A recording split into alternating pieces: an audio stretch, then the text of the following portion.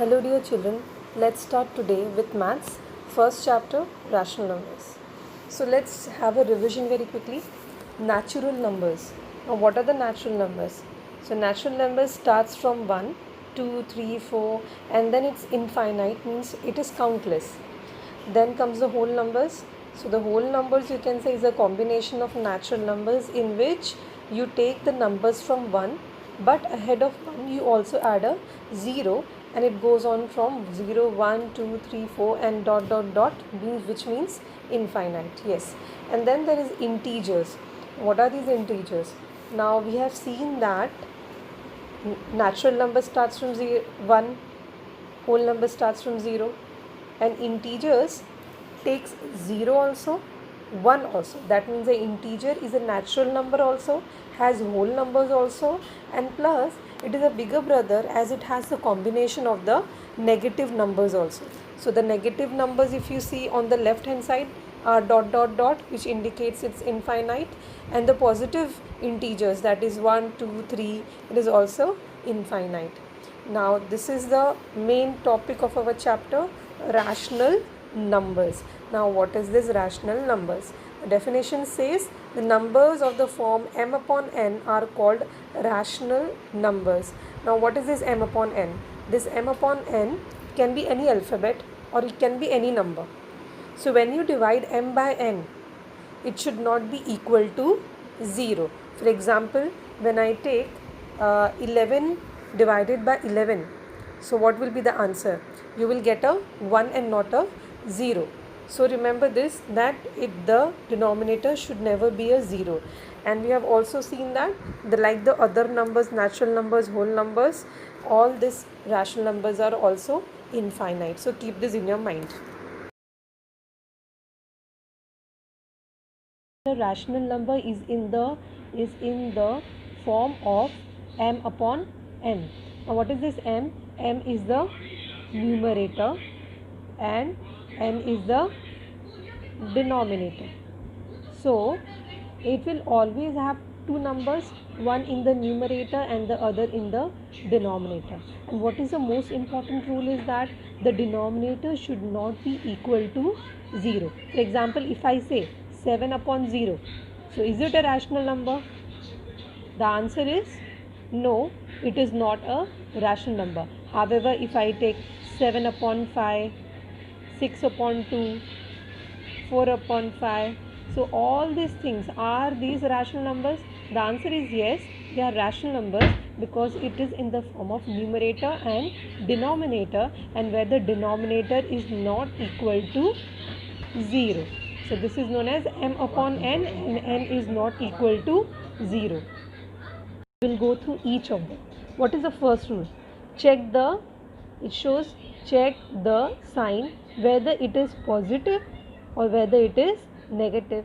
And as we already know, and we have studied in the earlier classes also, that positive rational numbers are shown on the right side of the number line and the negative are shown on the left hand side. So you have to just take care of that. Now the third rule is very important.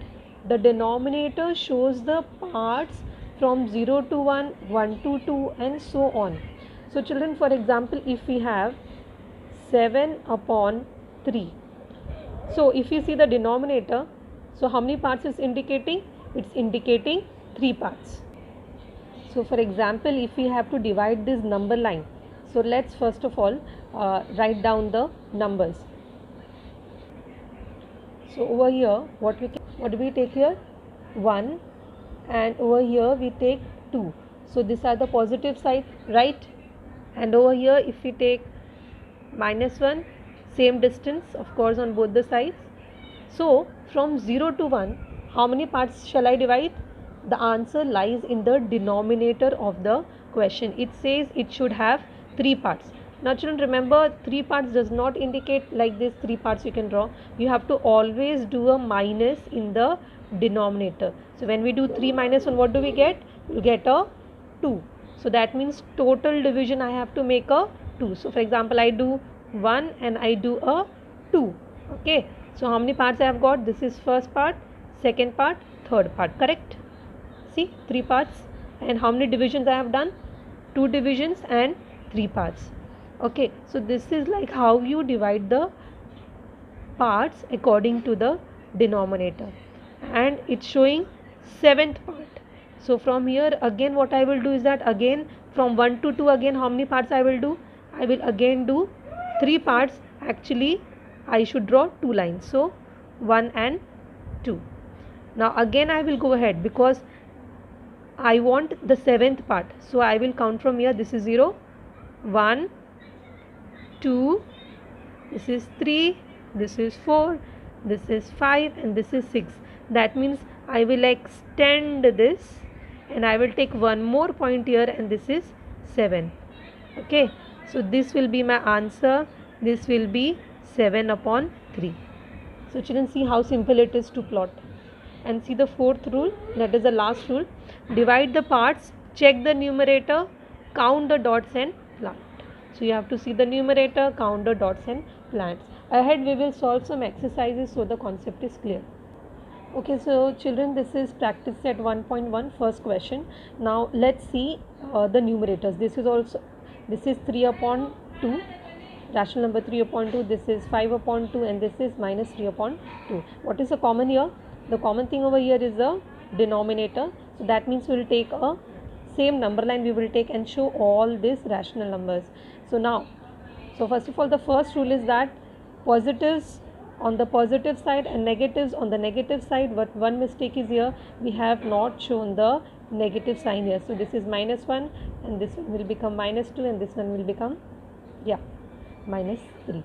So first of all, the denominator shows what, children? The denominator shows the parts. So but tell me one thing, we will actually draw 2 or we will do minus 1? So this is the rule. So whatever denominator is there, do a minus 1. So 2 minus 1 will show you, will give you 1 part. So we will have to draw 1 line only. So this is 1. So it has given me 2 parts. It is again 1. It has given me 2 parts. And again I will draw here 1 part. So here we have got. So now what it's saying? 3 upon 2. Okay, 3 upon 2. So from 0 we will count. Okay, so this is 0, this is first part, second part, and this is third part. So the answer is this point over here is 3 upon 2. Got it? Simple. Okay, again let us see how we have done this. So what we have done, first of all, we have seen the parts. So we got the denominator 2. We have done a minus 1 in this. Okay, after doing minus 1 we have got a 1. So what I have done is that from 0 to 1 I have divided 1 part here. So I have got 2 parts here. I have drawn 1 line, so 2 parts here. So over here, if we seeing the first question, it was saying show me 3.2. So what we have done, from 0 we have counted first part, second part, third part. So this is third part of 2. Okay, similarly 5 upon 2, very simple, we have already divided the parts. So let's count from here. This is 0, this is 1, 2, 3, 4 and 5. So this is our answer, and this one will become 5 upon 2. Next one is the negative one. The negative one is not difficult here, children. Let's move on to this side, and let's see here. Again 2 parts over here and 2 parts over here. Let's count. So this is 1, first part 0, 1, 2 and 3. So this has become minus 3 upon 2. Nothing difficult, children. You have to be just clear with the concepts and steps. Positives on the positive side, negatives on the negative side, and you can go on solving. Okay, children.